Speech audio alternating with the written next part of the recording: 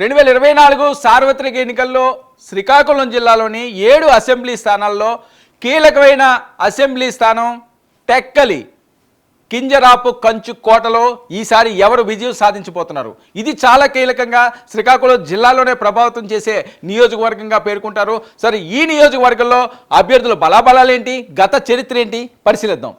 ఇక టెక్కలి నియోజకవర్గంలో మండలాల విషయానికి వస్తాం.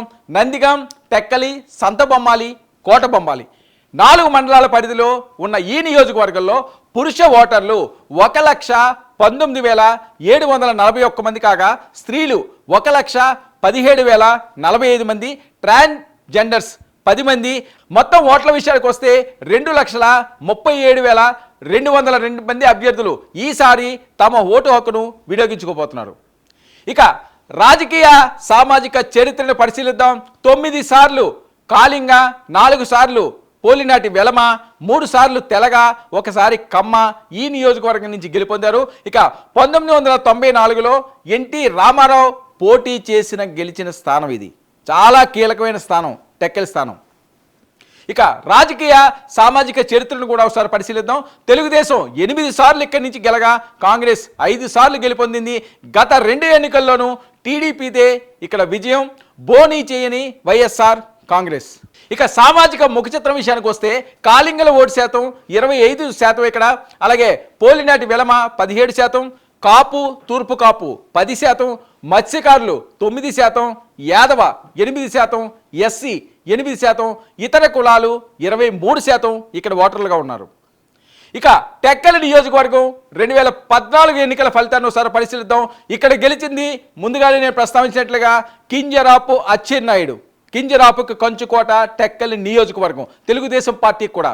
సో కింజరాపు అచ్చెన్నాయుడు 2014లో 81,176 ఓట్లు సాధించగా ఆయన ప్రత్యర్థిగా ఉన్న దువ్వాడ శ్రీనివాస్ 72,280 ఓట్లు సాధించారు.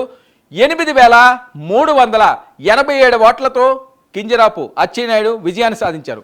ఇక 2019 ఎన్నికల విషయానికి వస్తే మళ్ళీ కింజరాపు అచ్చెన్నాయుడు వైపే ఇక్కడ ప్రజల మొగ్గు చూపించారు. ఈసారి 87,658 ఓట్లు ఆయన సాధించగా ప్రత్యర్థిగా ఉన్న పేరాడ తిలక్ 79,113 ఓట్లు సాధించారు. కింజరాపు అచ్చెన్నాయుడు 8,545 ఓట్లతో విజయాన్ని సాధించారు. ఇక ఈసారి టెక్కలి నియోజకవర్గంలో ఏ అభ్యర్థులు పోటీలో ఉన్నారు? కింజరాపు అచ్చెన్నాయుడు వైపే చంద్రబాబు నాయుడు గారు మరొకసారి మొగ్గు చూపించగా ఈసారి రంగంలోకి దువ్వాడ శ్రీనివాస్ని వైఎస్ఆర్సీపీ రంగంలోకి దింపింది. దువ్వాడ శ్రీనివాస్ ఎమ్మెల్సీ కూడా ఇచ్చారు.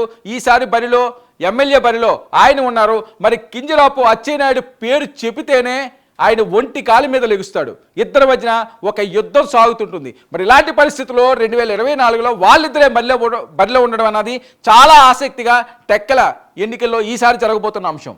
ఇక తెలుగుదేశం అభ్యర్థి విషయానికి వస్తే వీళ్ళకున్న ప్లస్ పాయింట్స్: బలమైన తెలుగుదేశం సీటు కావడం, పార్టీ రాష్ట్ర అధ్యక్షుడిగా ఈయనక ప్రతిష్టాత్మకమైన పేరు ఉండడం, ఇక గత 2 ఎన్నికల్లోనూ 8,000 ఓట్ల మెజారిటీతో మాత్రమే ఈయన గెలడం అన్నది కాస్త ఇబ్బందిగా ఉన్నది. చాలా తక్కువ మెజారిటీతోటి ఈయన గట్టెక్కారు. ఇక వైసీపీ విభేదాలు కలిసి వచ్చే అవకాశం, వైసీపీలో ఉన్న ఏవైతే విభేదాలు ఉన్నాయో అవన్నీ కూడా అచ్చెన్నాయుడు కలిసి వస్తుంది అని చెప్పి ప్రచారం. ఇక వైఎస్ఆర్ కాంగ్రెస్ అభ్యర్థి దువ్వాడ శ్రీనివాస్ ఒకసారి ఓడిపోయిన సానుభూతి, ఎమ్మెల్సీగా పనిచేసి ఉండడం, భార్య వాణి సహాయ నిరాకరణ, ఇది కొద్దిగా ఆయనకు మైనస్ అయ్యే అవకాశం ఉందని అక్కడ ప్రాంతవాసులు భావిస్తున్నారు. ఇక కాంగ్రెస్లో చేరిన కిల్లి కృపారాణి ఓట్లు చీల్చే ప్రమాదం కూడా దువ్వాడకు ఉంది అని చెప్పి జరుగుతున్న ప్రచారం. ఇక గ్రూపులు లేకుండా పనిచేస్తేనే దువ్వాడ ఈసారి అచ్చెన్నాయుడు మీద గెలిచే అవకాశం ఉంది అన్నది ఇక్కడ ఓటర్ల భావన.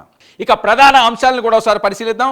వైసీపీ పాలన మీద అచ్చెన్నాయుడు వ్యతిరేక ప్రచారం చేయడం, నియోజకవర్గం అభివృద్ధి లేమికి వైసీపీని నిందించే అవకాశం అంటూ ఆయన పెద్ద ఎత్తున ఓటర్ల దగ్గరికి వెళ్తున్నారు.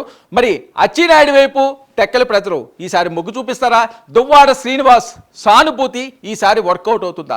చాలా కీలకంగా శ్రీకాకుళం జిల్లాలోని ప్రధాన నియోజకవర్గమైన టెక్కల్లో ఈసారి జరగబోతున్న ఎన్నికలు మరింత ప్రతిష్టాత్మకంగా నువ్వా నేనా అన్నట్లుగా పోటాపోటీగా సాగుతున్నాయి. మరి చూద్దాం ఇక్కడ ఓటర్లు ఏ అభ్యర్థిని గెలిపిస్తారని.